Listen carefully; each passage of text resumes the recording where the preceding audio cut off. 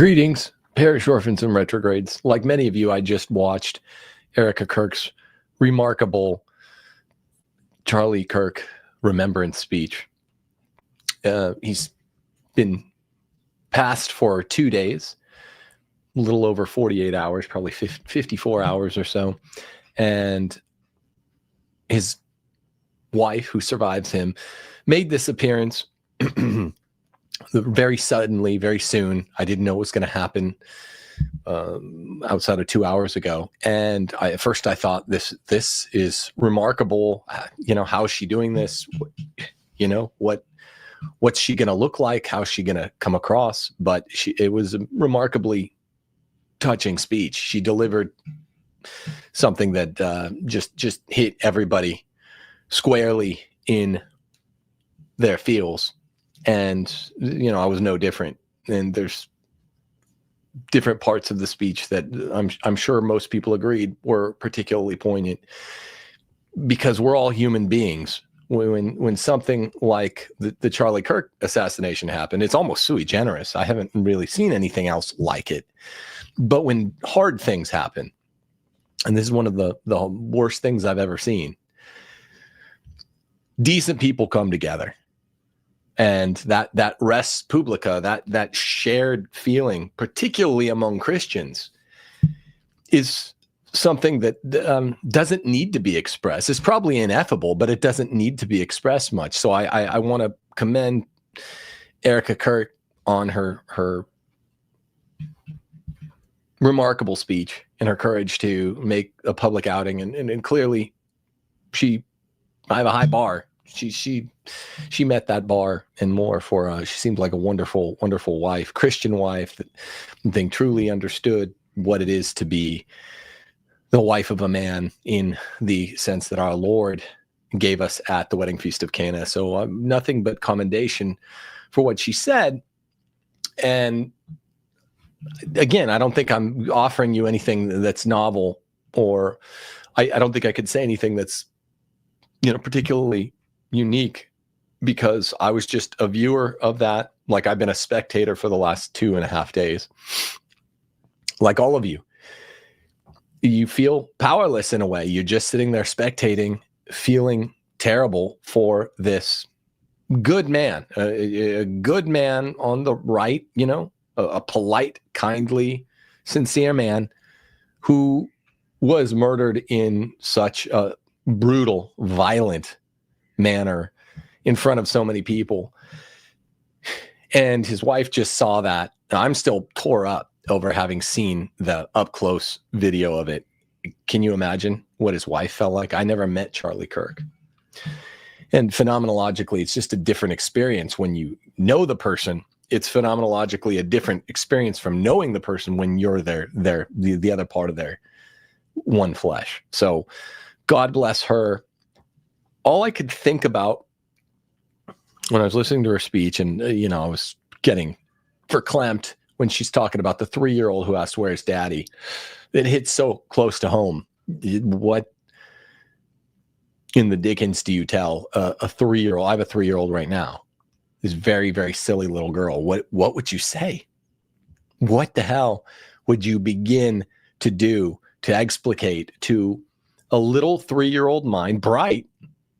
Human beings have these bright minds that you see early on. As soon as they become linguistic, bright, but without the inchoate concepts, connective concepts, to even begin processing in a meaningful way. So in a meaningful way, what death means, what your father's death is, that you're never going to see him again. Those are messages that typically come from the father, right? The father is typically the one that hands down those hard lessons for the children. Just another horrible injustice of this whole thing, that this poor woman had to be put in that position where she's having to explain some of those things without her husband there with her. And that's a moment her child will never forget. The moment the mother says that, "Your father is not coming home." I mean, just the absolute immense pressure of not only handling that situation appropriately in relation to the child's very young age, but to impart the clarity and the finality of that situation to a 3-year-old. And this is why it's like, and I know you're going to get to all this, but it's like all these people that are celebrating the death of Charlie Kirk. I don't wish that moment for any person in this country. I don't care what your dumb opinions are. And the fact that we are surrounded by mongrels who actually believe, like viscerally, this is like an immediate response a lot of these people had. It didn't take them 3 minutes to come to these celebratory juxtapositions, that they immediately responded out the gate with celebrating the murder of a man they disagreed with. Yeah, we're jumping right into it, but what I want to do is say something that I think is hard to argue with.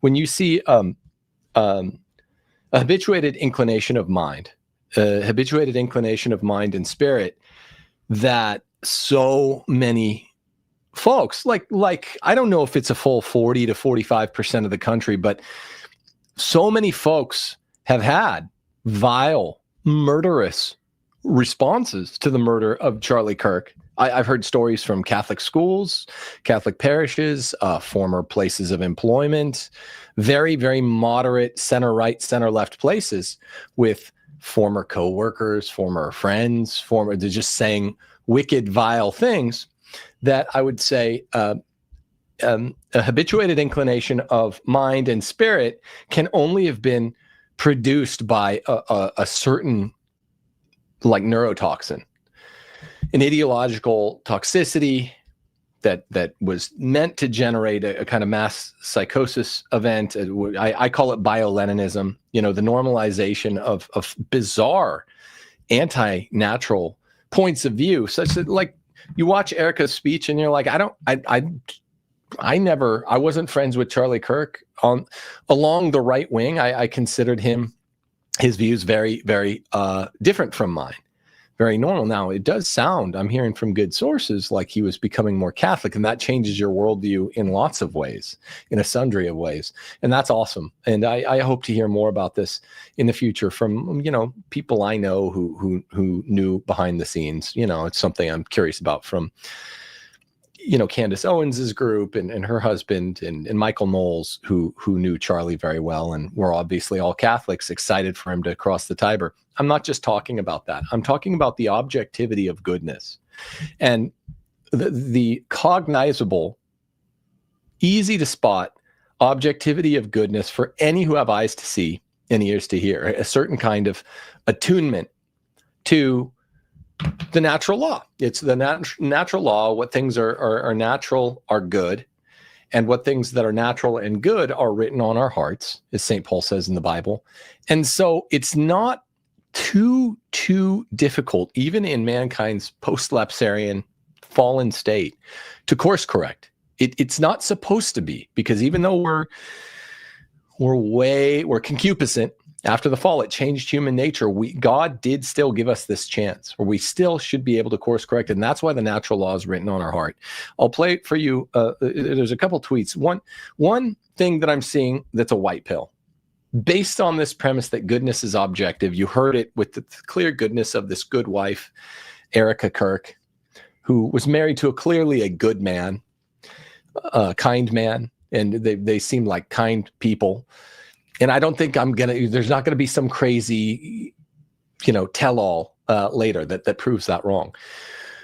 Well, the white pill in all this, I think, is there are leftists defecting. And there are some stories online that I've seen of defecting leftists that are saying this is not about right versus left. Clearly, the philosophical residuum of the right-left discourse is right versus wrong. That's what's left sort of under the coffee mug. Once you remove, this is a right-wing coffee mug, this is a left-wing coffee mug, you see the water stain, the watermark. And you're like, this one's true, this one's evil. This one is the true, the good, and the beautiful, approximated, very roughly approximated. A right-wing Christian view of the world. And this other one, when you remove the coffee mug, anyone with eyes to see, especially these defectors I'm talking about that want to come over, can tell it's literally what's up is down for them. What's good is evil. Justice is tyrannical for these people. Christianity is literally despotic and evil. Satan is good. For all these trones, Lucifer's good, Christianity's evil. If you say something like, well, but I mean, how can you applaud at Charlie Kirk's death? He was just a good Christian man. I don't agree with all his views, but he was a good Christian man. And they're like, I know, he was like a good Nazi or whatever image you like. They're like, I know, he was a good Christian man. That makes him evil for me. The first principle of practical reason, do the good, avoid evil. These people are noting that they are opposite. They are the social surd. They are the other. And they're so warped. And this mass psychosis was stoked so much in the late Obama years, 12, 13, 14. I remember writing a piece for American Conservative. I've talked about this before, about national divorce. And I want to talk some about that tonight, because when you live in a country with 1/3 billion people, which is farcically big, farcically not something that ever worked as one of the three good regimes, a monarchy, a republic, or an aristocracy. 1/3 billion people is farcical. It's kind of remarkable that people break down into two groups, isn't it? Because I mean, a half of 1/3 billion people is 1/6 billion people by my count. Fast math, right? And it's pretty impressive that I'm willing to say right now, on the basis of goodness being objective, the God's law being written on our heart, that 1/6 billion people are enough that I'm still willing to give a try living with them, to give it a go. And this seems to shake out, and it seems to divide along party lines, because party lines are not just descriptive. Of course, they're also prescriptive. So like when you're subscribing to a political ideology, the way the left does, it's not just people that were originally kind of attracted to it. There's a physiognomy, it's not usually the jocks. It's kind of the ne'er-do-wells and the have-nots. They've been, particularly since the late Obama years, 12, 13, 14, starting with the Bruce Jenner stuff, it became particularly dysgenic. It became particularly dysmorphic. It became particularly dystopic. Like, as in, they want to generate a dystopia as a kind of utopia. This is what I've called bio-Leninism. The left began really aggressively weaponizing the mentally disturbed, the borderline mentally retarded, the criminally insane, the criminally impoverished. I mean, I know it's not against the law to be impoverished, but I mean inner cities, inner city blacks. I'm not talking about like black people that live in my neighborhood and or like wave as they drive. That's not what I'm talking about. I'm talking about inner city blacks, the kind that are basically criminal on sight. Like, you could tell in that Irina Kurutska video, there are 4 or 5 of them right there, and they're basically murderous. Yeah, I mean, they see her bleeding out, and they're like getting out either their phones or walking by. That's what you said, the banality of evil. It's the banality of evil. It's not even just the people that are celebrating actively, taking to social media to pump out videos that are, that's the equivalent in the Charlie Kirk thing. in the Charlie Kirk thing, but it's the banality of evil that you saw in the Arena video. They all just sat there. It's a complete disassociation with humanity and the suffering and the humanity of other people. Yeah, because they are antinomians. They're antinomians. They're literally antinomials. They're against the nomos of good culture. They don't fit. It's a square peg into a round hole. They are ungovernable. And any of them that are whatever, freakish looking, or have blue hair or nose rings or neck tats or whatever, and they want to cross, maybe not cross the Tiber, but hopefully cross the aisle to join the rest of us, they need to be given quarter. They need to be given Parler. No questions asked. Full pardon for anybody that's from the freakish, maybe Antifa left, the dysgenic, dystopic, dysmorphic left. And if they're tearfully saying, what have I done? Who have I cast my lots with? There are those people seeing that now, and I want to play this video, and they need to be welcomed. And after we welcome them, then I have a suggestion. And I've been after this since Obama got reelected in 2012 and all of this bio-Leninism really was beginning. I'm like, we need three words: peaceful national divorce. But first, let's look at this. This is a perfect example of someone that evidently has a conscience in there. Nick Fuentes was talking about this last night in his stream. There's still a person inside there. This is not just a shell of one of Bane's Arkham prison escapees. There's still a human being in this lady. Listen to what she says. I can't believe people are cheering for murder. Well, something profound is happening right now, and I can't stop crying over a man I've never met. I have never in my life been able to see so black and white, good and evil, like just right in front of my face. And as painful as it is to see even people within arm's reach of me, people I know, being on that side, I am so fucking proud of myself for doing the work to get to where I am, to know that I will never be as despicable as the people over there. And that is why I am where I am today, is because I saw this shit a long time ago. Sorry, this hits a personal note. I walked away from that fucking party a long time ago and lost my entire life because of it. So some of us have been speaking up about this shit for a really long time, and we're fucking exhausted. So fucking exhausted, in fact, that for the last few years, I couldn't do it. I could not be loud. I could not be outspoken. I just wanted to live my fucking life. But now, do I go back? Do I stand up and keep fucking going? Because there are relationships I have built again that I will lose, that will alienate people around me.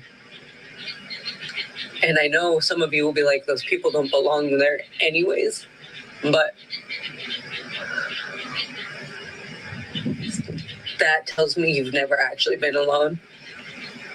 Because some of us have, and it's not. Let's cut it there. This is a courageous moment for this woman, who is just clearly just saying, I just want good friends. I have friends now who are on this bad side that sounds like cheering for the death of Charlie Kirk, which has been a widespread phenomenon here in the States. It's been a widespread phenomenon, and a lot of you guys are shocked. I haven't been. I'll get to that in a second, but it does shock the conscience, but it hasn't shocked my intellect. She needs to be welcomed with open arms. Come to church. We're good. They're good people that you get along with, lady. You're welcome. No questions asked. Same thing for anyone like you. Hey, what have I been doing? Who have I cast my lots with? We want you to cross over there.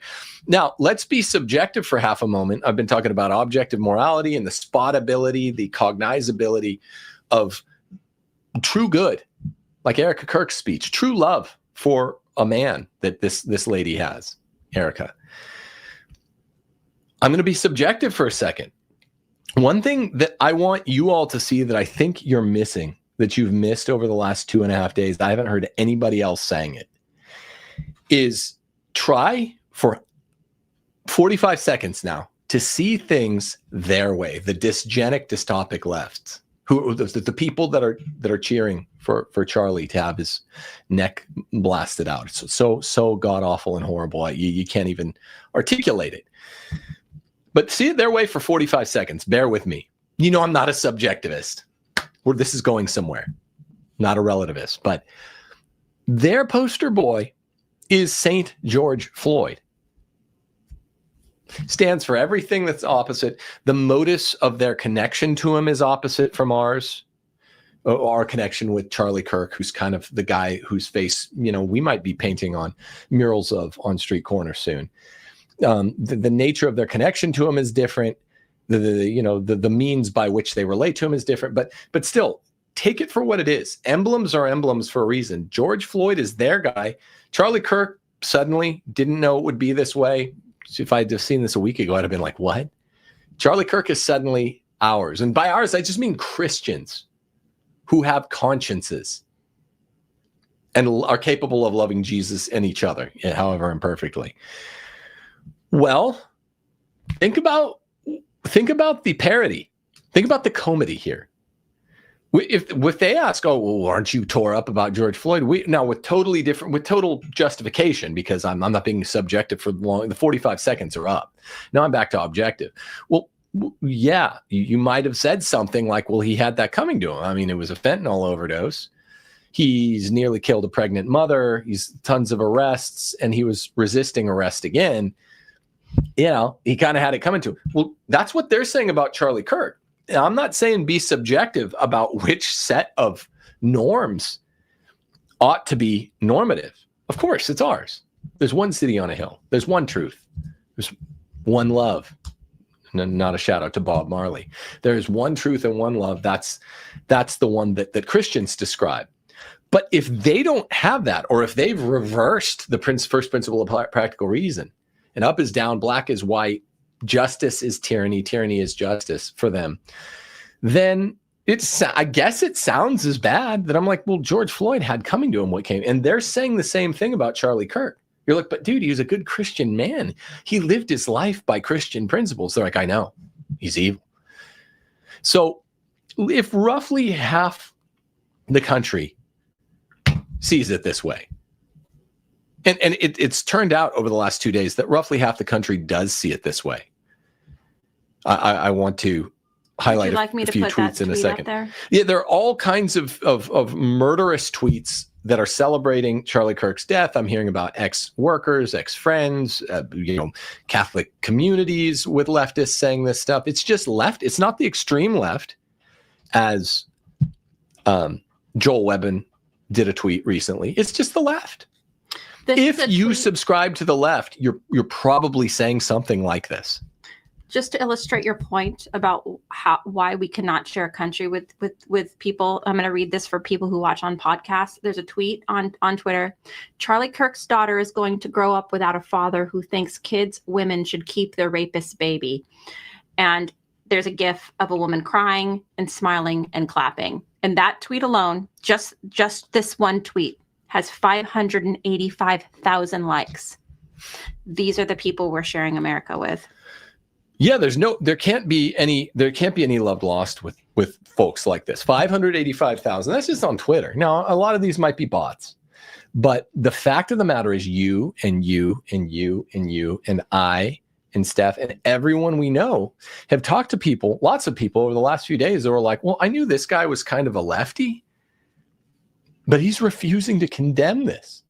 I know that this gal was, has like a little like poodle haircut and dyed her hair the colors of the bow. So I know she's probably a leftist, but like she's like a murderer, like an accomplice after the fact to murder. Kind of like we were saying about all those 4 or 5 blacks on the train with Irina Kurutska. They are the criminally insane. No, who is they? The left. And I don't mean every last one, because we want to leave one bridge open for a short amount of time and say, come now. If you want to come, we're good people here. We don't all agree. I didn't agree with Charlie Kirk about plenty, but he's a good man. And this is going to be the flock. And you know who else said that even with a very, very big populace, there's going to be the sheep and the goats? Our Lord said that. So even though I have this whole political geography, now I want to get to those 3 important words: peaceable national divorce. Even though I have this political geography that undergirds a lot of what I do, I believe in small little monarchies, small little aristocracies, small little republics. This is the Catholic way. This is subsidiarity. Pius XI wrote about it in Quadragesimo Anno. Thomas Aquinas writes about it extensively. He doesn't call it subsidiarity, but it's the basis for good political community is local rule, where that all you know the 100 other families that constitute your polis with you. Well, these are good people. There's not one of them that I don't know somewhat. They're good people, and our res publica, which is what a republic means, is that shared thing we have in common. We all believe the same stuff. Some of them have good senses of humor. Some of them are sticks in the mud. Some of them like the same sport I do. Some of them don't. Some of them aren't much fun to talk to. Some of them are. But we have the same res publica. And guess what? That's, well, a third of the country, a third of a billion people is what we have in this country. There's no way that you can have a res publica with that. So there's some flaw in our political geography, some flaw in Madison's reasoning in Federalist number 10. Okay, I won't wax on about that. Well, the way you deal with, pluralism, which doesn't work, which is just factionalism, is through hyperfaction. You solve the problem of faction through more faction. You might remember that from Federalist 10. And this is a modern solve for a problem that all ancient Republican theorists like Aristotle, Cicero, Seneca, Thomas Aquinas, Suarez, Bellarmine, Montesquieu even, were all like, you have to have small. Small is beautiful. You can't have a really pure-minded comic book club and make it a third of a billion strong. There aren't a third of a billion people in the world that love comic books as purely. It's just pure as the driven snow, as much as you and your acolytes who form the club do. That's not how it works. To keep it pure, you got to keep it small. To keep it small, you got to keep it pure. So that's my political geography. You guys know I believe in that. Go to www.realestateforlife.org and get to the southeast part of this country, the blood red swath of states where people are mostly like me, even if a lot of them are Baptists. But it's especially poignant now when I'm like, well, I think about half the people in the country could be lived with, That's a remarkable number when you say it, half. Yeah. Yeah, because that's a sixth of a billion people, right? We're talking 175 million people. Like, that's pretty good. Like, I'm just responding because I'm learning a lot of this, just hearing you speak. You mentioned this today, and I was just curious about it more. I'm just responding almost like the half empty point of view, that half of the people that we share a country with think shooting Charlie Kirk in the neck is hilarious and deserved. And are making memes, debate over. They're at the very least, even if they're a little less smarmy about it, I'm hearing stories that they refused to pray for him. These Home Depot people refused to distribute flyers to pray for him. Because they said it was political. It's political. So a lot of them are sort of are stonewalling. And I've heard some stories from some workplaces with people kind of stonewall, like, oh, isn't this so sad? That's not a political thing to say. See, 31-year-old father with a beautiful family who loved his kids. I mean, I can't even watch those videos with him picking up his kids. Couldn't even, get all the way through the Erica Kirk thing tonight. It's just a heartbreaker. And because that's where all humanity comes from. Because it's, even if we disagree with somebody, you take anybody who I think is vile, disgusting, like Destiny or something. I would never want somebody to be murdered viciously like that. Of course. It's just and that's where ultimately, that's why it's the banality of evil, that the left is so mired in this demonic ideology that they can't even step outside of these things that they are wrapped up in to see the humanity in other people, which is greater. And that's what, as Christians, we understand and we see one another. We see God's light. We see the life, the breath of Christ in every single human being. And that in and of itself is far more meaningful than anybody's stupid opinions. And I say that even to people I agree with. The breath of life is far more meaningful than anything else. And this is why it's terrifying. I go back to that tweet that you shared. 585,000 people liked that awful, vicious tweet.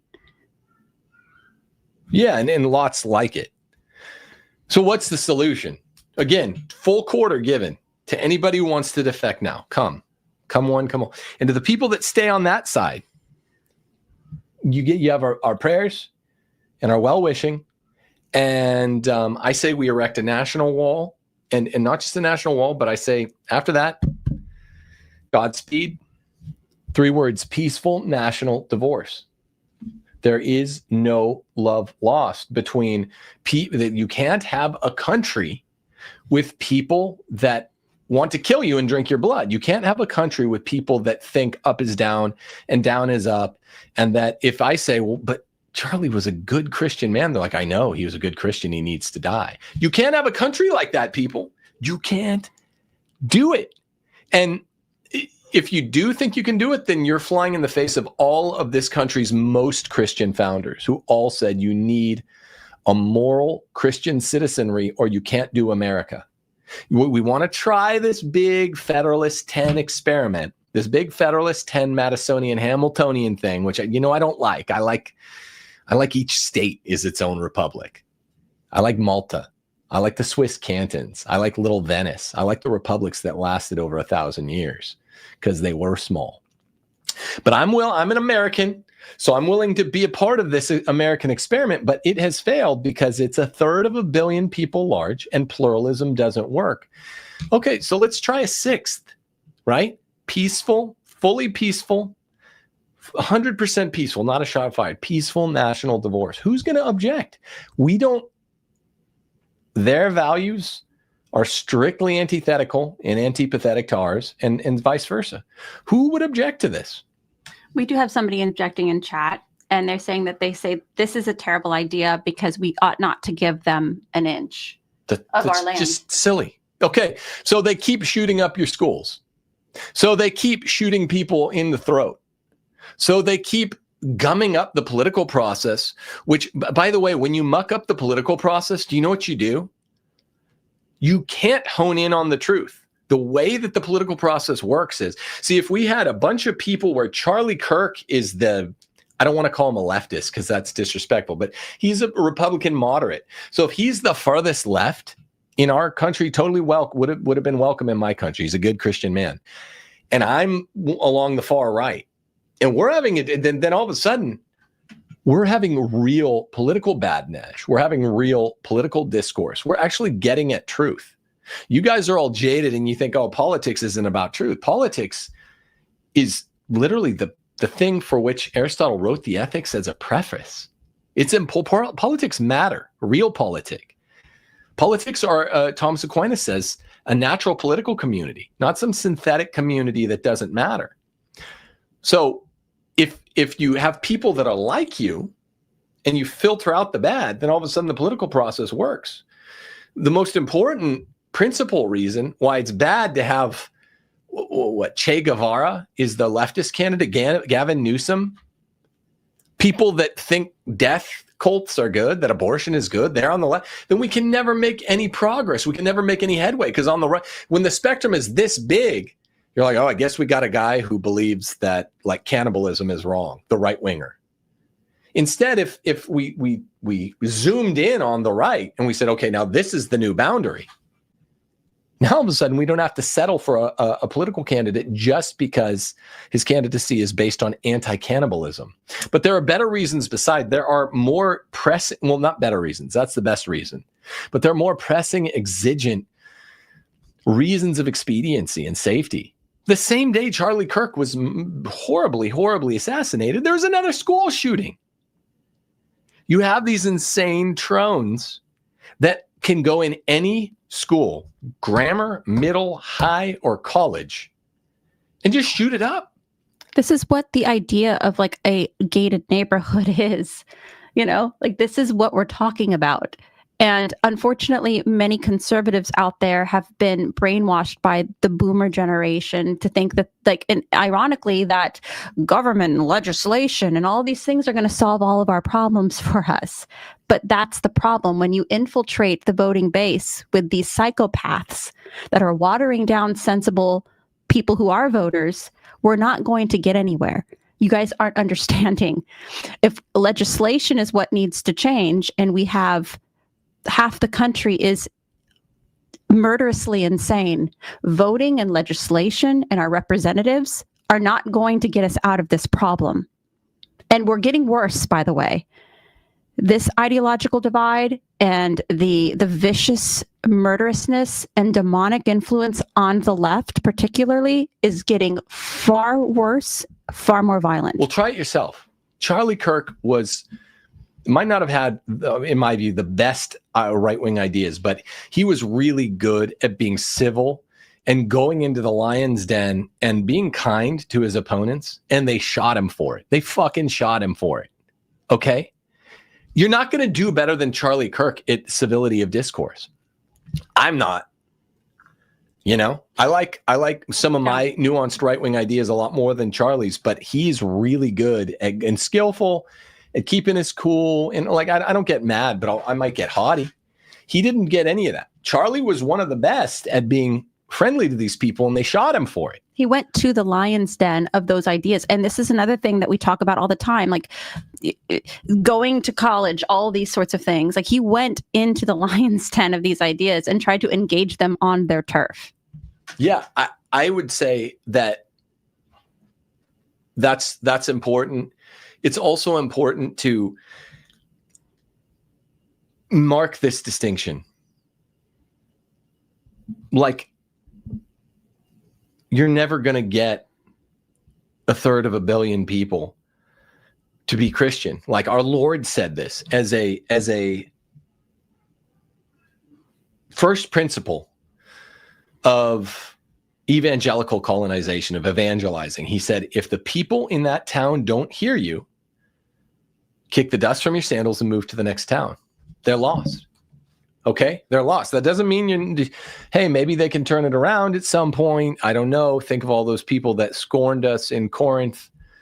Whatever. Best luck to them. But we're drawing off the bridge. We're sealing it. We're filling the moat with water and Crocs. Sorry, we can't have we can't have you shooting up schools. We can't do it. We can't have you guys queering the in the learning environments of young people. We can't have you guys as a danger to yourself or others. We can't have all the urban blacks. I mean, their party is literally the criminally insane and urban blacks. That's who you're sticking up for. And I don't want to sound like, oh, push them to the sea. But this is I left voting. California. Like I left California for this reason. Because they are effective at voting. That is the thing. But that's what people aren't getting. Like these criminal, these urban blacks, the criminally violent left, they're voting. They are making crazy legislation in full states of our union. They are very politically motivated. And let's be honest, they are doing the devil's work. And they're doing it really well legislatively. It's not just guy violence. In the chat who disagreed with me, man. What are you in a red state or a blue state? Are you in a red state or a blue state? Like blue states are they're a bunch of maybe boomers that fancied themselves a 60s liberal and aren't really paying attention, and boomers don't really know what's going on anyway, or most of them. And so they got conned by the political machine of the left in whole states in this country. It always divides really close to even, right? Into a party that stands for the death of children, euthanasia, legalization of drugs. You just take your pick. All right. I don't need to go for all of it. Transing children, like calling freak anomalous man-on-man relationships marriage and making it illegal to deny them children. Some are even pushing like pedophilia. NAMBLA. Yeah, of course. I mean, it's just... This is like half the country, dude. This is literally half the country. And like I said, I'll say it a third time. We need to leave one door open. Leave one window open. We will take last minute refugees, like that lady we played, who's like, look, it's hard to leave, kind of hard to leave the life. Like Edward Norton in American History X or whatever. It's a little hard to leave the life because it's kind of my whole world, but I have a conscience. I can't do it. The last 2 days have been darkened by all of our consciousnesses have been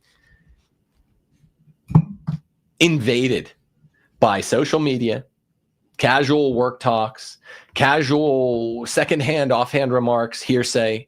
So-and-so was saying Charlie Kirk, who was making a joke about it. Hearing about the Home Depot story, you're hearing about, it's become a national conversation, a kind of second, like an S wave to an earthquake. There's a P wave. And then the secondary wave to Charlie Kirk being violently shot with a 30-06. It's the most violent thing I can think of. You showed me one of those a bullet today, and I couldn't even believe it. Oh, I showed you a 308, right? Like that. I showed you a 308 versus a 5.56, and I was like, a 5.56 is scary, but look at this 308. People are making jokes about it, debate over memes, and they're getting hundreds of thousands of likes. What do you folks, parish orphans and retrogrades, what do you think is going on here? What foul game is afoot? Can you see the sign of the times? Can you read the sign of the times? Can you smell what's being shoveled? Like that lady that I played in the video could. She's like, it's right versus wrong. It's right versus wrong. We can't have a country with a sixth of a billion of the others, of the social surds that are like, yeah, I think it's good when Christians die. That's the political I mean, that's the ultimate neocon normie thing. Well, they disagree, but I will die for their right to say that. No. Patrick Henry, when he said that, I may disagree with what you say, but I'll give my life for your right to say it. He meant among Christians. He meant among people that believed like Jesus is Lord and up is up and the light is the light. He did not mean among a bunch of Satanists who write satanic, anti-natural, unnatural, heinous things on bullets. Witches were, somebody paid witches to curse Charlie Kirk. Remember a couple years ago when I was pregnant with Penny and a satanic temple came out and they said they were praying to the devil that I'd die in childbirth? I mean, this is becoming more and more common. Can you read the sign of the times? Get out of your Lincolnian brainwash. Oh, union. We don't need a third of a billion strong country. Okay. I can't, I'm selling on my principles by even saying a sixth of a billion I could make do it. But if we split it in half, handshake, best of luck, sayonara, we're sealing the wall. We don't wish you any ill will. We hope you come to Jesus, but we don't want to fucking talk to you. And we're not going to anymore. And we're probably not even going to do trade with you, but sayonara, via con Dios, we will not have a country. We'll not any longer consider you citizens of the republic. You're not citizens of our polity. When you're praying you're saying it's good that this lady, Erica Kirk, is now fatherless. You're like, well, he's a Christian fascist. What does that even mean? These people are people who believe that justice is tyranny, that goodness is wickedness, that lightness is dark, the dark is light, that we can't do it. There's a question in chat. Is this realistic, though? Our best bet is still Nick's plan of radicalizing 100,000 brilliant young men. He did a wonderful stream, by the way. Credit to him yesterday. That's the area that Nick and I are always going to disagree. Look, I've gotten to know Nick better, and I think we'll get to know each other better in the future. I like him. He's got loads of talent. That's obvious. Really smart. We've kind of circled each other 5-6 years, but I've gotten to know him better the last couple years, and I like him a lot. But this is always going to be a point of where this is what I mean about the political badinage. The actual conversation is Federalist, anti-Federalist type talk. Madisonian versus Jeffersonian type talk. I'm always going to come out on the Jeffersonian, the side of the kind of agrarian, outside of the cities, states' rights. Nick's always going to come out on the side of Hamiltonians, civic cosmopolitans who from it also tends to be a north-south thing. Northerly tends to be non-agrarian, less capitalist. The South was it's a really good way to see a legitimate difference, and it's an important conversation to have among friends. But no, I don't believe in this. You know what a third of a billion person strong republic is? That's called globalism. Okay. Or hemispherialism. Me and Seamus Coughlin did a stream and I was kind of convincing him on this point. And he was like, this is really good. You guys say you don't like globalism, but what is hemisphericism good? As long as it's two republics in the country, you have the West Hemisphere and the East Hemisphere. That's still globalism, man. Because political community, as Aquinas says, is natural. That means you basically need to know everyone in the polis. That's why if you like the founders did, like the framers did, they studied chapter 11 of the Magna Carta, chapter 21 of the Magna Carta. I know a lot about this stuff.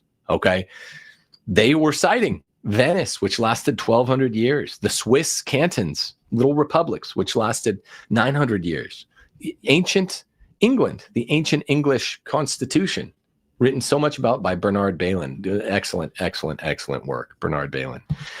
That's really a 1,000-year-old republic. I mean, now it's basically fallen, but Little Malta, there are examples of 1,000-year-old republics that are almost no bigger than a city. You know, you can get into quibbling about how small it needs to be, but I'm always going to be a states' rights guy. And I'm always like, if you want, is this realistic? You're asking me if it's realistic to just throw up a wall and be like, sorry, Mississippi's my country. I already know. I can go to any of my neighbors. Most of them are Baptists, okay? And they're kind of the Republican normies, but they're not normies from 10 years ago. They're all like Trump people. They drive around in golf carts with Trump flags, and they all have guns, and they're good people. And and I'm not trying to be corny and gay, but there are a bunch of like well-to-do blacks and whites living together in this really nice neighborhood I live in, and they're all like Trump people. So I know whereof I speak, and I'm saying that's very realistic. Now, is it realistic for me to hope that people break free of their Lincoln prison cell, their prison block, where they believe that having a country the size of a quarter of the world, you know, half of a hemisphere, is like good and natural? It's just absurd. No Republican, aristocratic, or even monarchical political theorist ever believed in this. None of them. Can I just point out, too, that I think that we're not even seeing that this is already kind of happening. Look at some of the very, very, very deep blue states. Conservatives are leaving those areas. So we even have large portions of our country where this is actually being enacted, where people are retreating to the South, the deep South. California, more and more and more people are just abandoning California to the crazy left. A lot of the same thing with the Northeast. A lot of conservatives are in these areas where the left has taken over, and their legislation and their representatives represent a demonic ideology, and those states are being forsaken by the conservatives, and we are moving into more conservative. This divide is already begun. It is already in its infancy. But it's just such an odd point to counter. Like, if you're going to a parish that has clown masses and has an LGBTQ flag that fly, won't you leave it and go find a Latin mass parish? It's really odd when the Lincolnianism in this country, and the 14th Amendment brainwash, and the Straussianism, Strauss and Lincoln and the 14th Amendment guys have brainwashed you all so badly that you're just making points that contradict nature. Like, when something is wicked, you leave it, you want to get away from it. You know, you see, Fuentes is making this point. You see some inner city blacks walking this way, you walk that way. Why not? When you see political toxicity, that's a harm to your health too. You walk the other way, you go the other way. So when people get out of California, you don't want to shut the door now? You want to get out? I did this, a native Los Angelino. I was born in the Los Angeles area, born and raised in Southern California, back and forth to Texas some. And I was just like, sayonara, after I got fired for calling BLM a terrorist organization. And even people in my reasonably conservative little political enclave were sort of turning on me in June of 2020. And I was like, sayonara, no love lost then. And they, by the end of the summer, they were like, oh man, I guess Tim was right. And most of America came to agree. But I'm like, that's fine. I'll go to a place where they know I'm right. And that's just voting with your feet. You're telling me you don't want to seal the door? It's half of the country. That's the point. It's not the far left. It's the left. And that's what mass psychosis is. That's what bio-Leninism is, this is what's so evil about wicked ideas. Look this book up. Ideas have consequences. When the left became the party of outright dysgenic, dysphoric, dysmorphic, dystopic, like,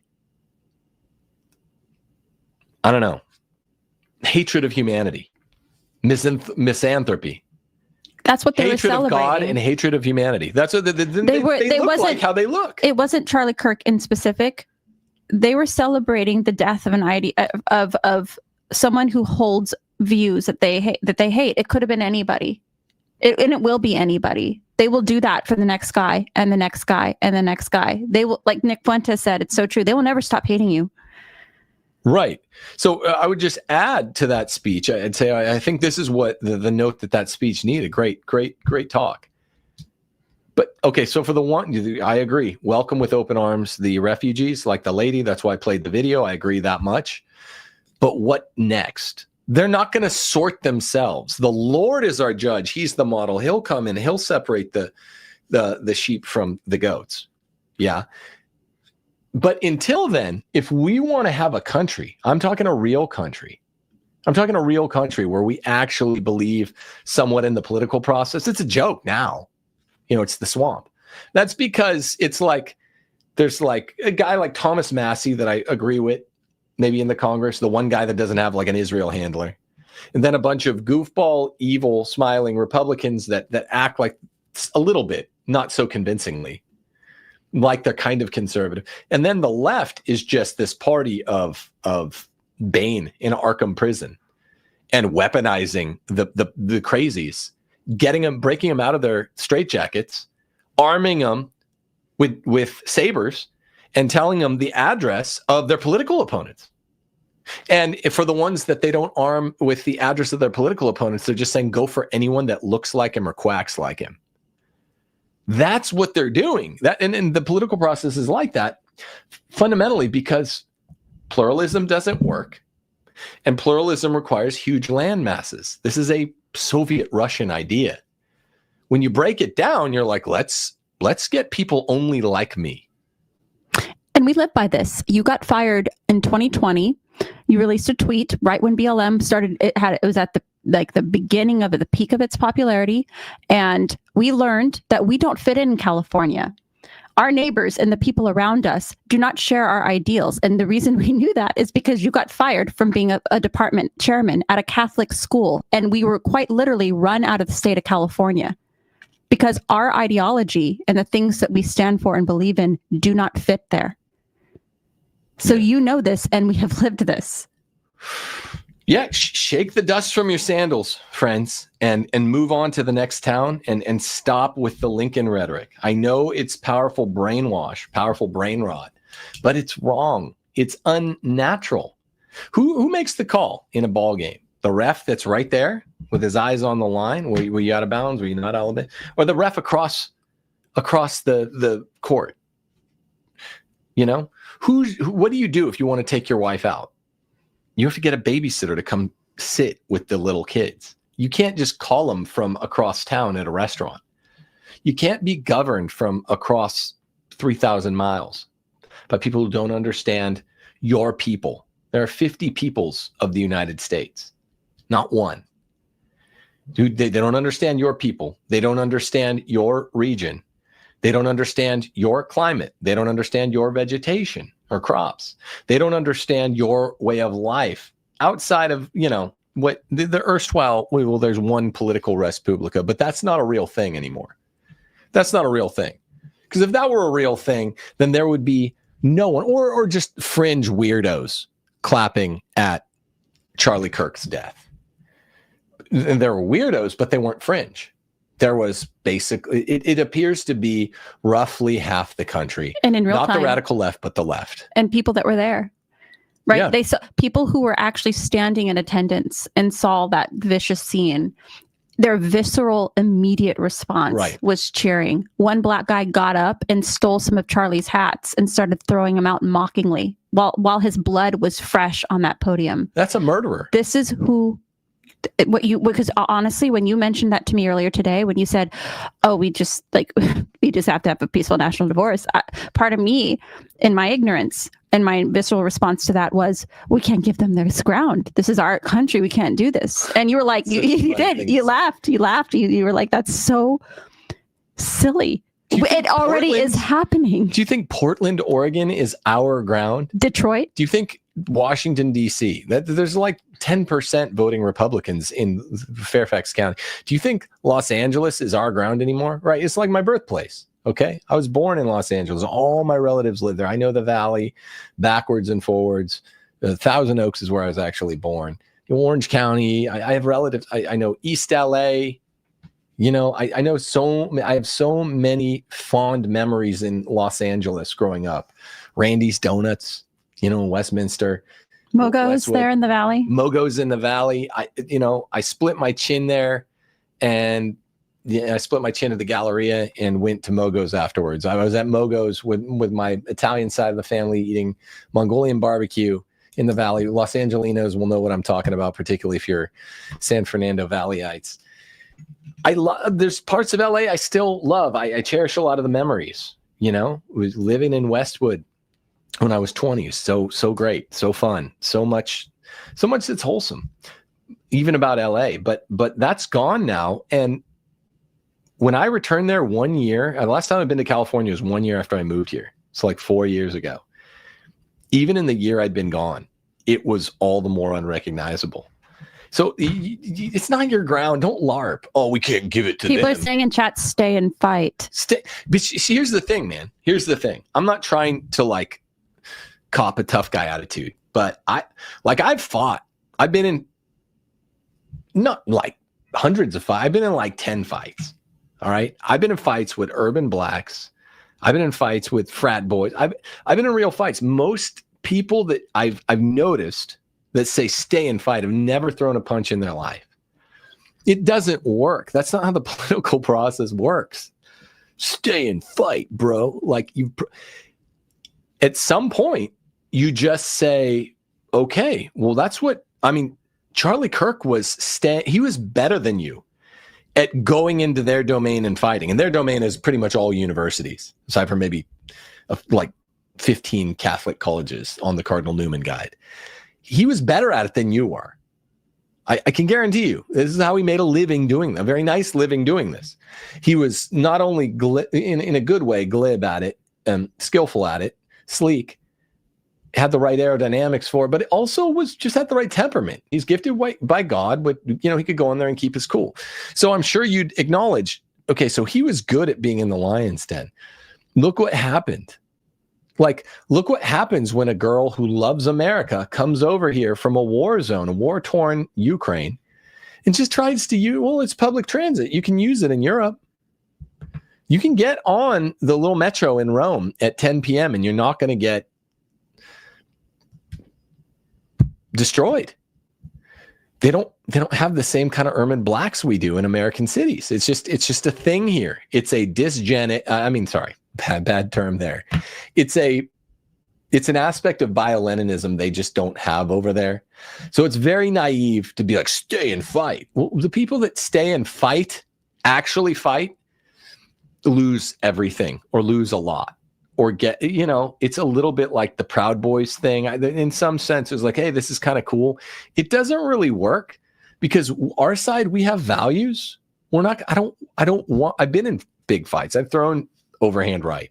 I don't want to go out looking for a street fight where to win you have to put a brick through someone's head. Okay, I'm not going to do that. They will.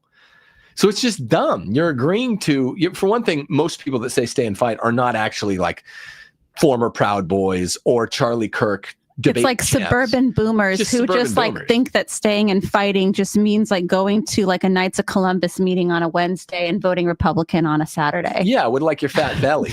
It just means you like enough about the pathetic blue state you live in, and you probably live in a gated community, and you don't take serious the idea of subsidiarity or res publica, and there's more there than you're willing to part with.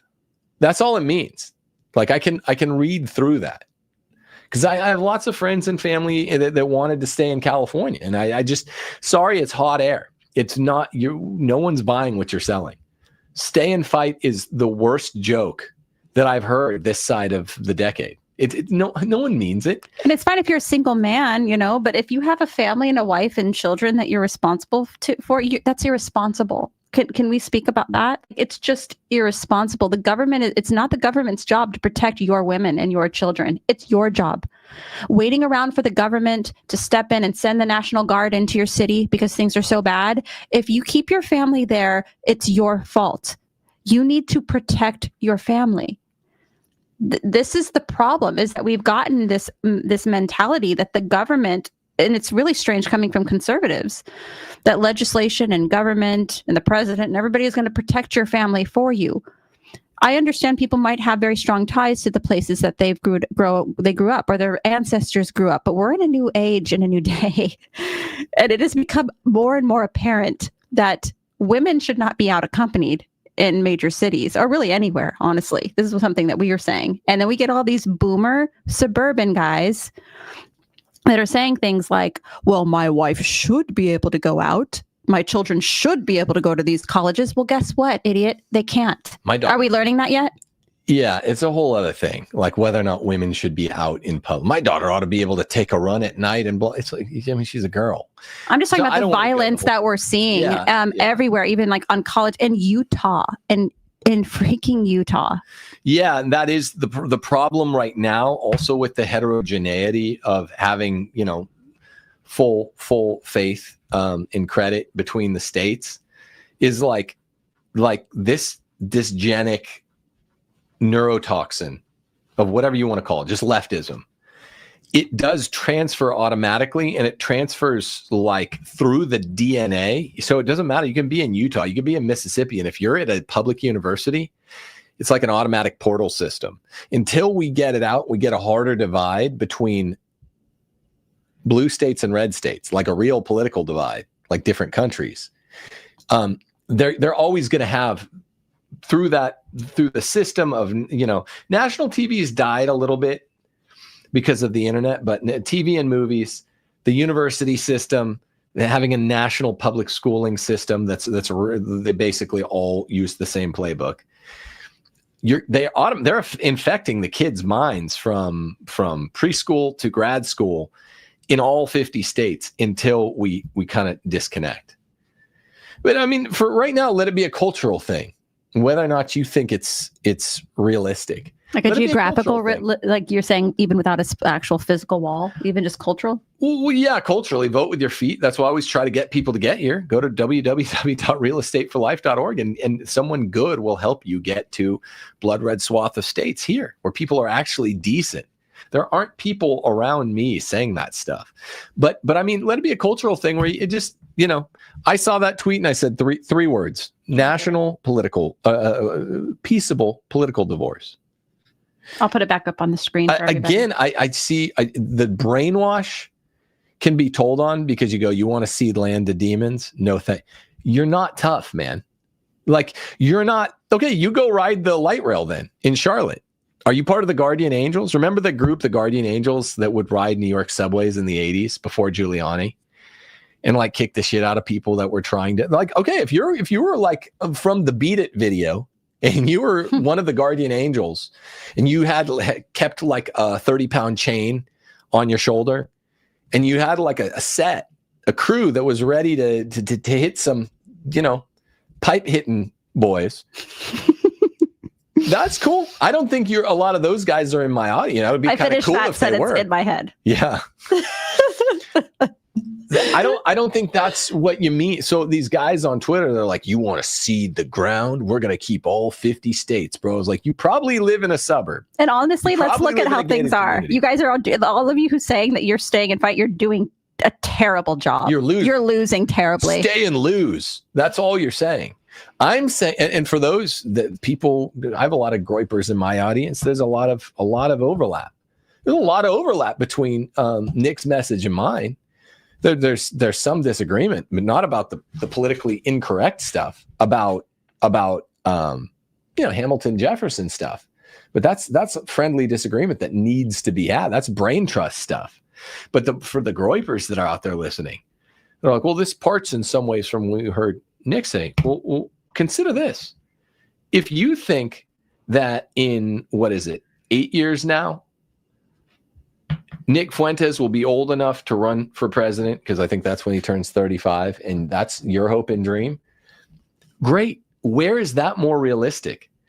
In a vast 50-state like union, where you're having to run against not only the normies in your party, but against the general election. That's completely unrealistic. If you're the kind of guy, a young guy that really believes in that message, winnowing down ideologically works much better for you. You get much better you get a much realer chance for good political candidates to emerge in smaller areas, particularly ideologically siphoned smaller areas. People are suggesting a Nick Fuentes and Timothy Gordon ticket in chat. Look, man, I want to be part of the brain trust. I want to help stick up for why subsidiarity is good. I want to continue shaping in that way, and I've been blessed. I've been blessed by the Lord to be able to. I shaped a lot of powerful minds behind the scenes with Catholic Republic, my first book. I shaped a lot of powerful minds behind the scenes, even more, I think, with The Case for Patriarchy, my third book. Honestly, all three of your books, I'm not trying to do like a plug thing. I'm just saying it as a major point. Like, everything that's happening, don't go to college. I mean, how many people on Twitter right now are saying, I sent my daughter to college. She comes from a good home. She got there. She got radicalized. Yeah. And this is what I paid for. Or they got harmed. Right. Harmed or radicalized, and they want to harm you, or they want. Yeah, sorry. I mean, it's tough to be ahead of the times on this. Like I told everybody BLM's a terrorist organization. No one listened. Shortly thereafter, they're like, this was an obvious one, how we'd miss this. But the new kind of radicalization that needs to be happening, the most radicalization I've ever seen happening to the right, like Gutfeld said, it's the right-wingers are a hard lot to radicalize, is, yeah, that's fine. Get radicalized on realities about race, but also on sex. And I didn't want the Koretska thing to be lost on. We also have to have real conversations about whether or not women really belong to nearly the extent that they are today in public. And then we also have to get really, really, really serious after the Charlie Kirk thing about what I've talked about tonight. Just let's have a peaceful national divorce. Anyone from that side that's like, I need to become a Christian at the last minute, I need to jump through the wall right as they're sealing it. Fine, if they're sincere. And we have, we don't have that many ways to vet them, but hopefully they're sincere. Cool. Like, so there's a lot of overlap with what I'm saying and what I guess Fuentes was last night. But I do think we have to be realistic about the goats do not sort themselves. Our Lord gives us that model. And this is a model that goes more with the sort of big right-wing power model, ironically, because I'm sort of not on that side of. We need that to happen. We need some sort of forcible mechanism of enforcement for we can't share a country with these people. We can't have them slipping through their border like Mexicans in Baja. We can't have that. We need to make sure that all the dysgenic freaks, the crazies who were radicalized by the left, who think, men who think they're women, benefiting off our economy, off our talents, are frozen on the other side. Yeah. We need to make sure about that. Like, let them figure that out. Let them like support themselves through, proper doctors and people who aren't like insane and on drugs and on homeless. I mean, these people benefit from the hardworking backs of conservative men who are out there being responsible people. They benefit from all these like goodies that we provide for them. And at the same time, they're destroying our country. There are some questions in chat. I don't know when to take it. I don't know if you want to take any questions, but yeah, that what you just said is the response to people like, you want to give up ground. Like, I don't want to keep paying taxes and I know taxes are corny, boring thing to talk about. I don't want to keep calling myself by the same name as all these freaks. We do not share anything. No love lost. I believe Christ is king, right? That should be at the center of what we're doing. These people think Christ is a bad word. I don't want I don't want to share a system of taxation or a system of government or a system of social services or anything with federalism. them. So yeah, anything. So that's really the cucked thing, is to continue like, no, we need to keep being part of this pluralism. If you believe in big land masses, you believe in pluralism. What I think is funny are the people out there that know pluralism is gay, but they're still like for a third of a billion person like continent as a country. That's just, you can't justify your view of the world. I'll debate anybody on this.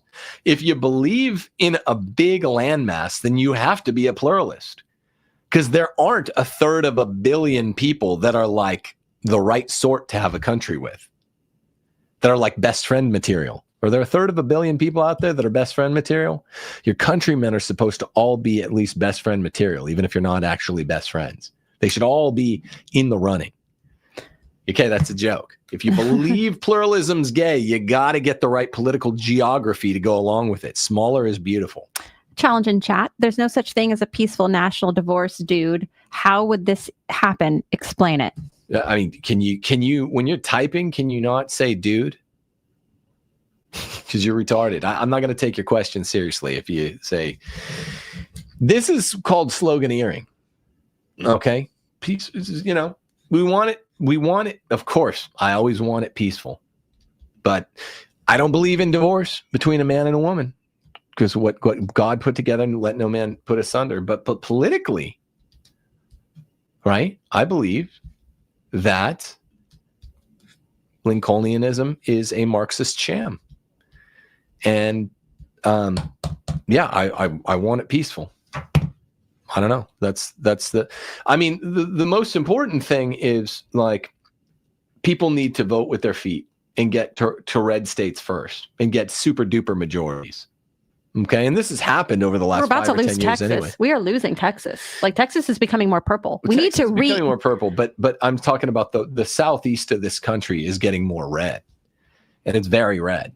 And so when people are all there, I mean, I'm not saying like I could have predicted how World War I went down. I mean, it's all pre-planned anyway, right? But I'm not saying I would have known that Prince, whatever his name is, Archduke Ferdinand gets assassinated, and that's how the Tinder flint breaks. That's not what that's not what I'm after. I'm after a cultural moment where people can seize upon moments of power and say, yeah, national divorce is what's needed here. I can't be best friend. Maybe let me put it simple for you, dude. The people that are cheering for murder and had it as a habituated inclination of mind and spirit to do it in real time when they saw that poor Charlie Kirk's throat get shot out of his body. Those are the people you're saying, no, I'm for pluralism with them, dude. That's what you're saying. No, those are my countrymen. Those are my countrymen. That's what you're saying. And I'm saying those aren't my countrymen. So what I say, the one real thing I show for is real estate for life. And I've told you since I came here 5 years ago, get to a red state. I'm not joking. That's how this will work. I do more business than anyone. When Church Militant, before everyone turned out, Michael Voris was banging the Peffbridge Farms guy or whatever. No, not really. That's just a joke from a Sandler movie. Before, that whole thing got shot, in Church Militant turned out to be a whatever gay cruise ship that sunk. That I was told by Real Estate for Life, dude, you're outdoing people our accounts like Church Militant. I was like the number one or 2 years in a row because people know that it's such a big part of my message. Get out of your blue state, get to a red state. That's how. First, get everyone here. That's what I'm saying. I mean, just siphon. Have all the blue people go to blue areas and have all the red people go to red areas. That's how it works. I'm already here with people that they're not all like conservative trad mass going Catholics, but they're darn good enough. My neighbors are good people. And, they could lend you a cup of flour. You could go borrow ammo from them. You know, they all know how to Rely on hunt. them to, They like, all know watch how our to house. fish. Yeah, that you could, hey, dude, would you wash my house when I'm... These are good people. You don't realize, if you live in a blue state, here's something blue staters don't realize in my experience. They really don't realize that political community is natural. You think it's synthetic. You're like, you know, there's nice people in my state too. You don't get it. I can literally trust anyone on this side of town. They're such trustworthy people. And for me, like when we moved out of California, I was amazed when we moved to like a very small city or a smaller city in Mississippi, how like I didn't feel the need to like have my head. I mean, I still do have my head on a swivel, but it wasn't like an impressive need. Like I didn't realize how unsafe I always felt, even, you know, when you and I were out in public together in California, how unsafe I always felt. Remember that last time in California? Well, it was one of the last years we were there. It was just, we had all these cholos that lived in our neighborhood. There's the 2 houses over, just gangbanger type Mexicans. There's some... Are you talking about the snake? The 2 chola, some kid's girlfriend and sister were having a fist fight in our yard. Well, I was making a salad in our room, in our kitchen, and I just hear honking and screaming and yelling. I walk out front, and there's these 2 like spics like rolling around in our grass. One of them has a snake in her hand. You're parked like basically on the curb, like about to throw one of them off. I picked one of them off the other one, and I was like, STFU. They were yelling at each other. I put her down. They're about to start going again. I was like, my daughter Maggie was terrified. The one that was on the ground that had her nose busted had like a snake she was holding, and I hate snakes. Snakes are vile, disgusting animals, beasts. And I was like, oh, what are you doing? Get that. And I mean, I saved her from getting her ass beat from this bigger goblina. But I'm like, what is going on? There was the smell of pot in the air, which Southern Californians just live with. Just illegal Mexicans everywhere. It's safe. The sound of sirens. When we used to go to my parents' cabin in Idaho for 2 or 3 weeks, and we'd come back to Bakersfield, the sound of sirens all the time. Now I'm just like, it's just peace. You just hear trees, you hear cicadas. It is such the political realities and the personal exigencies of living in a safe place are so palpable. They're so tenable and palpable and like tasteable. The second you get someplace safe, like a good man just knows, oh, we're safe. Like Steph was saying this, she's like, you brought us here because it's safe. She's just saying this the other day. I'm like, yeah, I brought you here because it's safe. We go out, we go on a walk around our wooded neighborhood, and we don't lock the door. We don't have to. It's crazy. It's crazy for Southern Californians to come here and be like, oh, this is why you do it. So if you get to a good state and you get out of your blue, I mean, just conservative people living in a blue state, you're a bit of a bastard child. You're a bit of a mongrel, and it's befuddling your worldview to be someone that's like, I live in, this isn't a democracy, because it's not. Democracy is evil. This is a republic. But you can't really believe in republic if you're a right winger, a Christian living in a blue state. It's insane. Because you have to look like the person who's on the left of you and the right of you in your neighborhood. You have to look and sound like the people at your work, or you drive past in your way, to work. And you don't, and you think that's a farce or it doesn't exist or something. It really does. In the deep red states, it really truly does. And I'm sad for you. You're living in an impoverished epistemic state where you think that this is just some fiction. It's not like a LARP. Somebody was saying that we just let evil take dominion over every city. You'll never stop running. This is just the ignorance of what they don't get. Like the South, like, no, we have a majority here. Yeah. When you don't have a majority places and you're losing your majority, then you're losing. And then you go to places, really, well, probably, what do you think about this? Like we're getting some formerly red states that are swinging more purple.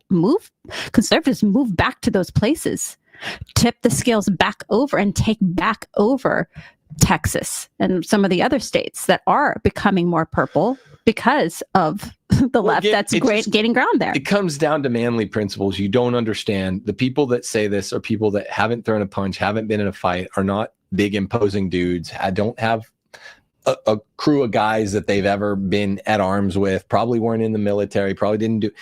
Like, if you don't understand the basic idea of a stronghold, you have to have a stronghold. You light out from a place of strength. And you say, like, no, I'm not going to flee from the city. Do you live in South Side of Chicago? Do you live in Inglewood?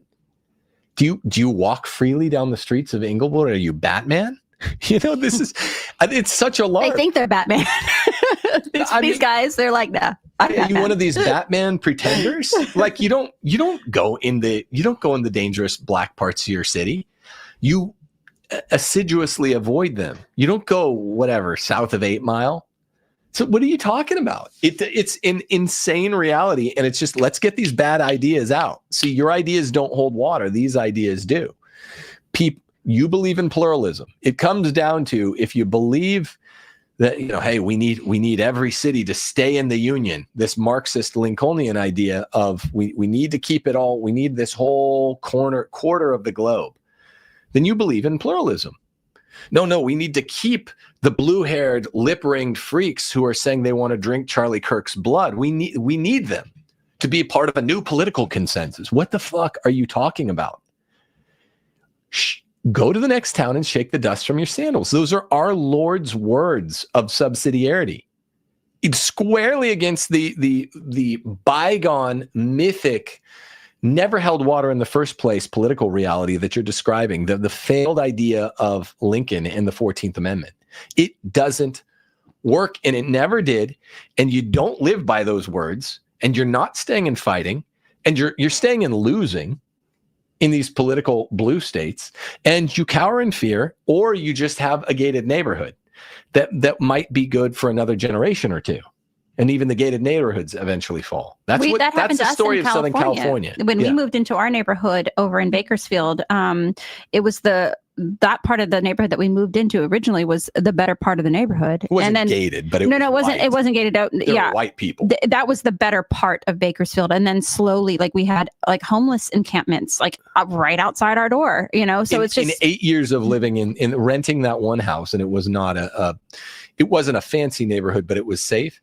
In the 8 years, homeless were right there on that intersection, right outside, and it was a lot of illegal Mexican cholas fighting in my front yard, and taki, abandoned taki bags, from the fat little Mexican kids that would walk home and just besmirch the city with their foul after school chicharrones or whatever. Like, always like disgusting. Vibrant green marketing with like purple bags with like bright lime green. I'm always, what is this like dreck that they're like eating all the time? Sorry, unless you've lived in Southern California, just STFU about illegal. I hear so much, illegals this, it's so awful. And it's just the same thing. It's like all these guys that just like, they have no illegals. They don't do anything. Like, honestly, this is when your solution, even with like the arena thing, when you're like, you guys got to protect your women better. And it's the same crap. It's all these guys, these boomer suburb guys that are always just like, my wife should be able to live or go out to her Pilates class and Target 8 times a week. I should be able to live in Chicago. It's like, do you get it? You can't. You're not. Yeah, I should make $1 million an hour. Right? That's not how it works. How men understand how things work, political realities and political geographical realities, is you got to have your people around you. You got to be able to trust your neighbors. The people have to look like you and think like you some. They don't have to look exactly like you and think exactly like you, but they have to look like you and think like you some. And guess what? If you believe in a big country, just articulate to me how you make 1/3 of a billion little U's. There aren't in the world. I don't have 1/3 of a billion best friends. Right? I can't fathom getting 1/6 of a billion, but I'm trying to compromise some. We at least need to start talking about peaceable national divorce. I'm just saying, I don't mean pick up arms or any of that stuff. I'm not talking about that. I just mean, let's start talking about, can't we just agree to go our separate ways? Can we not just, you could do that now by getting to the red states. We can talk more after everyone gets here. let's get here, and we'll get a plan. So super chats again. We were asking at the beginning of the show, anybody who wanted to do super chat, go ahead and give that to the Kirk family through their Give, Send, Go. But some people did send them in, so I'll go ahead and read them. The average person today is left wing, including 90% right wing people today. It started in the 1500s, got worse in the 1750s. Read the lives of the saints and the Crusaders, and tell me I'm wrong. Hit the like. All right, nice. I mean, political ideology became a whole new thing, with halfway through this country's life. But okay, 1500s, yeah, there is a political reality to Protestantism and the Enlightenment and all that. I'm sure there's some crude sort of primordial form of leftism there with theological liberalism. And I'll say too, like a lot of the objections in chat that I'm seeing, it's really phony because a lot of people are already enacting this plan. A lot of people are abandoning these cities with very good cause. Like responsible adult men are like, I'm not having my families in these cities anymore. I'm leaving. This is already begun. You're just noting something that's like everybody congregate. It's just white flight more effectively. All I'm saying is white flight, you move 15 miles from the urban blacks that want to like cut your throat for no reason, just for riding a train with them. You're like, I'll move 15 miles. I'm not going to move 1,500 miles, boy. I'm like, what? Why? Why don't you want more? I'll move 15 miles and I'll just have a bunch of other dorky, wimpy white boomers who don't really stay and fight because they've never been in a fight politically or actually, but they just wanted to move the least amount of space to move. So they're still within a short drive of really, really dangerous criminals. Why not move to a part of the country where there are a bunch of people that look like you and act like you and think like you? You guys are sticking up for pluralism. You're outing yourself as pluralists and you don't even know it. We have a $10 super chat. Thank you, Tim. Another one. Thanks, Tim. Logan says, here's what needs to happen. We need to pass a bill that permits only Christians and Catholics to hold positions of office in the USA. Total Christian. I mean, that would be great. But again, that would be awesome. I would be for it. But that's like saying, let's pass a bill. Like none of these people are serious Christians, even the Republican, very small majority, very small minority. So you're talking about getting, 90% of the people to vote directly against their own interest. So, okay, it would be great. Yeah. That's not how, if you want a big change like that, you have to winnow the group. It's a supply and demand thing, right? You have to change the supply.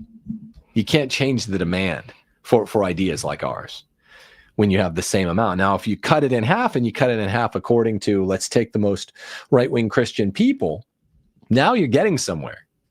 Now the political reality shifts. Now there's no one to push back in a serious way. It becomes a conversation like between like you and Nick Fuentes about Hamiltonianism versus Jeffersonism, then you have like actual productive conversations. It's not just like, can somebody chop off their genitals and be the person that they're claiming to be? Right. And worship Baal in the middle of the town square. I mean, there can be more diverse people than even say where I'm at versus where Nick Fuentes is. I mean, that's reasonably close. But I mean, Charlie Kirk and his wife and his kids would be more than welcome, right? With significantly normier, maybe more erstwhile political views. I think his views were somewhat shifting from some of the things I'm hearing. When you're maybe considering crossing the Tiber, I think it changes your whole worldview. But even TPUSA kind of ideas, these people are more than welcome. You have to be Christian. That's the main thing. If someone's a believing Christian, then they can be one of us. They can be one of us. La Cosa Nostra. I want to use a mafia term. La Cosa Nostra. This is our thing. This is our thing. Right? It's not for blue hairs. It's not for lip ring. I mean, if you're a reformed blue hair, that's fine. And you still have a little bit of that stain shit in your face, whatever. That's fine. But this is our thing. This is our thing. We're not going to be around you guys anymore. Same thing with the white flight. And just do effective white flight. That's what I don't get. It's like we're all saying this, like reasonable people are saying this in regards to the urban blacks. Like, I don't want to be around you. Like, I will not share spaces with you. I don't want to be around you. I'm not going to gamble it. Exactly. Like, why are we not saying this like with the murderous, vicious, satanic whites? And the urban blacks. Because they're all part of one political consensus. a consensus of Nietzschean ressentiment. That's what they just believe in destroying things. But they need the tax dollars, they need the subsidies, they need the mandates, to because they don't produce anything, they don't produce any wealth. Yeah. Oh. So they don't want to let the productive people and the talented people just go have their own thing, La Cosa Nostra. Right. I'm just saying white flight, but for everything. For everything. Effective, though. Efficacious. Immediately, whites congregate in the South. And you guys might think it's corny, but you do see it. And anybody that's a Christian that really that wants to be successful, this is what I'm talking about. I'm just saying that the bio-Leninism of urban blacks that basically want us dead, and like Antifa whites that do want us dead. That we have to say sayonara, via con Dios. We can go back to those cities once they burn them to the ground and they're all like out of there because they just can't support themselves because their economies suck. And then we'll gentrify it. We'll gentrify after they're done with the city. Not even interested. We need a new political consensus among only people that believe Jesus is king. Okay, Leather Lady says Nick Fuentes had one of the best Catholic responses to Charlie Kirk's Unalived. It was great. It was great. Yeah, great. And great really speech. enjoyed that. Yeah, it was good. I'm just saying, I think there are some notes in there that this is kind of speaking to those, and it wasn't. It was based on what Erica Kirk said tonight. It really sparked something in me, and I've just been seeing more of this. I heard some things which jostled me today about former friends, former coworkers, Catholics, Catholic communities, anyone who associates with the mass psychosis, dysgenic, bio-Leninist, leftist ideas, just lunatical ideas, they get radicalized.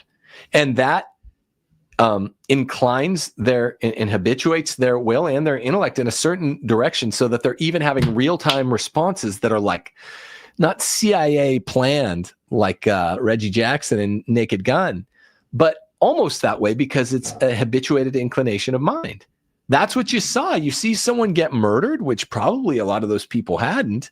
You learn a lot from somebody by their visceral responses. Right. What their immediate responses are to something, you learn. It's almost like George Costanza whenever he pushed the women and the children in the way when he tried to escape the fire. It's like you learn a lot from people, like who they are and what they believe in when something happens and they immediately respond.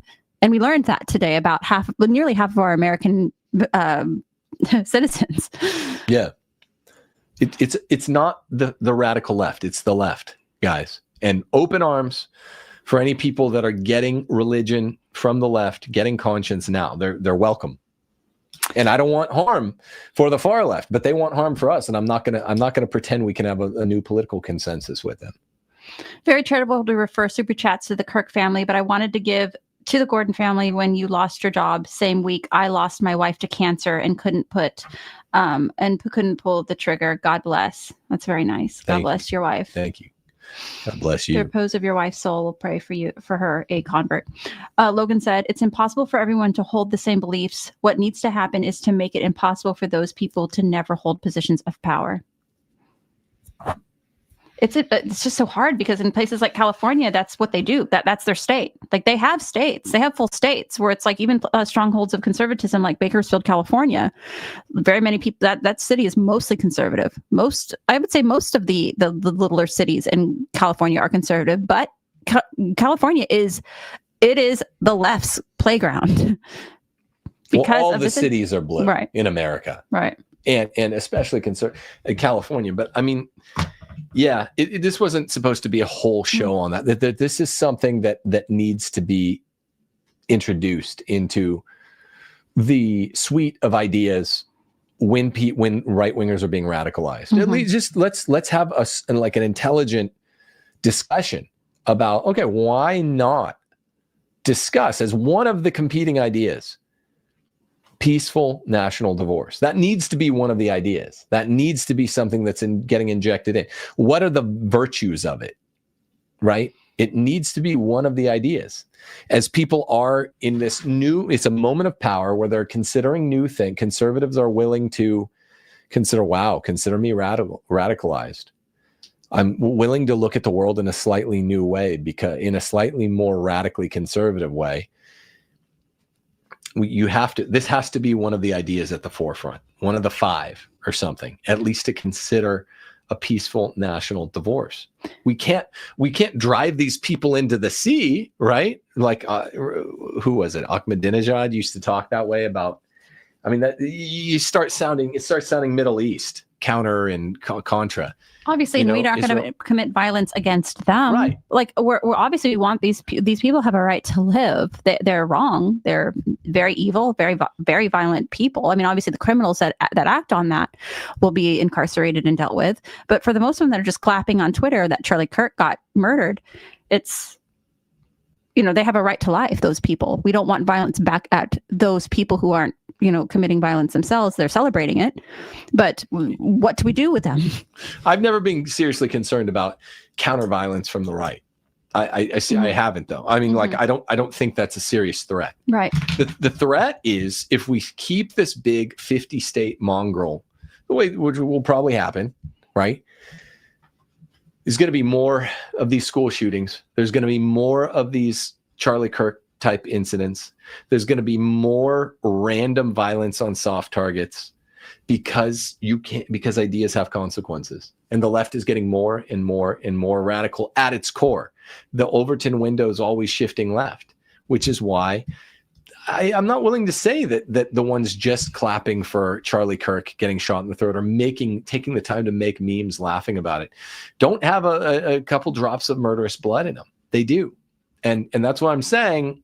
I'm not going to go, the Lord said, vengeance is mine. I'm not advocating any kind of violence. Of course, no one on the right is. Vigilantism really isn't our thing. I'm just saying I don't want to be with them. I want to be away from them. I'm sick of having to call them my countrymen. Mm-hmm. Shane said, Pope Leo's silence on Charlie speaks volumes about Leo's heart. Someone has to say it. I have been surprised and very disappointed that he hasn't said anything about it. I haven't thought of that. I mean, how hard is it to take to Twitter and just be like praying for the soul of Charlie Kirk and his family? Come on, Pope. He might do it soon, though, and he's an American, though. It's like, dude, come on, seriously. Are we sure he hasn't? I've been looking for this because that has been, I'm just going to be honest, as a Catholic, that has been an embarrassment for me, that our Pope has not come out and said, and not to mention that Charlie Kirk's widow is a Catholic. She's a Catholic. So the fact that our Pope has not talked about this is embarrassing. I hadn't thought of that. He said, somebody also said, why is Leo silent on this? I will go broke on this super chat. Come on, Tim, for Charlie. Yeah, no, again, you're correct. You are right. Any Protestants or anybody out there that are saying that, you're right. He should say something. It's been a sublime, surreal, depressing couple of days. Just so sad. And I just wish I hadn't seen that video. Oh my gosh. Of the up close. It just messed me up. It's terrible. Terrible. Yeah. That's true. But it was always abundantly obvious you're all normie garbage who love for pleasure and asked for it. Otherwise, that Stacy wouldn't be speaking. I don't know what that means. Was this dude watching the right show? I don't know if he's trying to insult me or what. But if you're trying to insult me, then go ahead and just clarify what you mean, and we'll make sure that everybody knows that's what your intention is. But as of right now, I'm not sure what you're saying. He thought your name was Stacy. It's in quotations. So interesting. Let us know, Mark. Shane, why is the leader of the world silent on Charlie? Yeah. It's weird. That's one I honestly hadn't even considered. Yeah, that is very disappointing. That is very disappointing that the Pope has not at least offered a mass, for Charlie's soul, because obviously he's outside of the faith, and specifically for his children and his wife. Shane says, why are my Catholic friends cheering? What leader can help them? Perhaps the Pope, or is he also cheering on his question? I doubt he's cheering. I mean, I'd be surprised if he's cheering, but it's probably the same thing with the Home Depot, where they wouldn't print the memorial for Charlie Kirk because they said it was political. It's like a lot of people won't even speak on this because they deem this political. It's not political. It's not political at all. This is just a humanity issue, just basic humanity. Yeah, like Charlie Kirk was a divisive figure anyway. He was so nice, and he was so his views were in some ways, he was, strongly pro-life, and I don't want to take away credit from him, but in some ways his views were very barely right of center. Maybe those were changing views toward the end of his life, but I mean, he believed in what he said, and I think he had a lot of integrity. I have enough friends of his to know that, but I mean, he's not a divisive figure, Mm-hmm. That's for sure. Somebody said, even if there's a separation, the enemy will still find a way to infiltrate. Well, it's funny because it's like, I'm not saying it's utopia. It'll be It's a less perfectionist fallacy. And also, if there's It'll an be way better. infiltration, there'll be more of us. This won't be like the like a tombstone where it's just like the Wild West of a rogues gallery of random folks. It's like if somebody infiltrates us and we have a majority somewhere, then they'll get sniffed out pretty fast. I just think I think Christians or conservatives that live in blue states just have a hard time divining or like abstracting what it's like to live around not a bunch of swarthy brigands and pirates. No, I think that's just what it is. Like, because it's so different. Even if we went back to my parents' gated community, fancy gated community in Southern California, it's so different. You go outside the walls and it's like the hordes of rapists are just outside trying to grab your arms outside like the gated parts of Johannesburg. Right. You know what I mean? That is something, and I feel bad for those people because I didn't know that myself until we moved to the deep South, and I started realizing like my hackles were always up in California, always up, and I got here, and it's like it was a weird transition to feel like, gosh, I don't really have to be as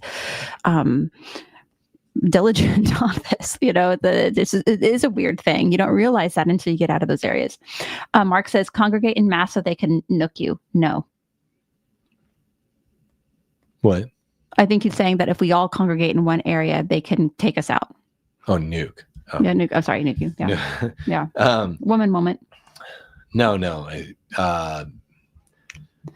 Cool. I don't know what to say, man. Is that military strategic? Is like when you have a big horde of dudes in one area, is that strategic that they go after the big like group of dudes? Is that how it works?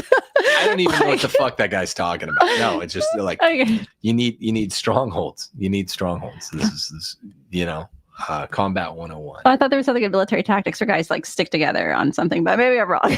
But, you do. No, I know I'm being coy. Should we be secretive and cellular and impossible to keep, or straightforward and congregated and easy to nuke? Was it nuke? I got it, nuke. I don't know. I kind of want out of this conversation. It's just, I mean, you can read the chat. Criminals recognize the fallen sin self-interest. I hope so. The other Paul says, there is a new public site where you can submit the names and workplaces of those celebrating Kirk's fall. Many jobs lost already. Fantastic. No, by the way, we love it. Absolutely great. We love it. Check out Twitter. If you guys, all of us, let's pull long hours this weekend. Like, let's really do the Lord's work. I think so. I saw the number 681 people have been fired from their jobs in the last 2 days. People are getting the name, they're finding their tweets and their TikToks. They're finding the names and their employers. And what's really incredible. Amazing. It's incredible. They're just like let you look at any of those tweets and it's like, if it's like AT&T employs this person, the first tweet on AT&T, there'll be like 785 comments with the person's face and name to asking AT&T to fire him. Incredible. Unbelievable. Shane says, what was Leo's response? I learned a lot from that. Yep. Nope. He didn't have a response from what I can tell now. National divorce is no different than well-raised Christian girls saying no to a young man pressuring fornication. I people in the remarks are just not speaking English tonight. What are you talking about? I don't understand the point. I'm not trying to be disrespectful. I genuinely don't understand what the point was. Francis mentioned George Floyd. I'm sure before he was Pope. I'm not sure he's not out there recently speaking of George Floyd, but yeah, point taken. Francis. Oh, sorry, Francis. Yeah, Francis mentioned George Floyd. Sorry. Well, of course he did. I mean, that's who Francis was. The man on the left. Okay, well. I just say a prayer for Erica Kirk and the two Kirk children, and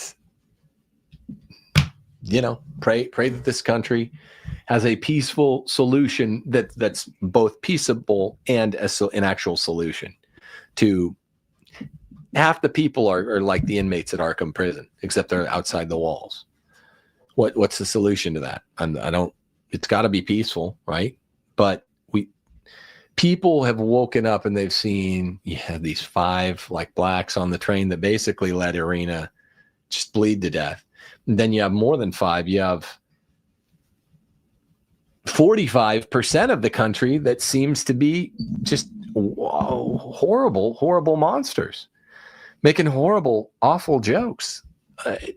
It's like borderline murderousness. Maybe we'll go out by just a short clip of Erica Kirk on her speech tonight. Is that all right? Sure. You have the evildoers responsible for my husband's assassination have no idea what they have done. They killed Charlie because he preached a message of patriotism, faith, and of God's merciful love. But they should all know this. If you thought that my husband's mission was powerful before, you have no idea. You have no idea what you just have unleashed across this entire country. In this world, you have no idea. You have no idea the fire that you have ignited within this wife. The cries of this widow will echo around the world like a battle cry.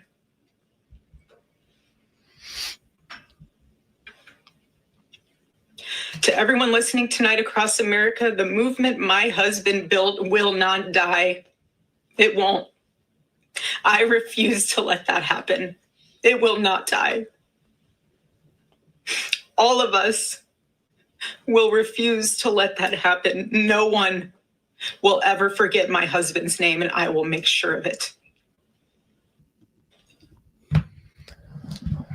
Amen. God bless you all. Deus Volt.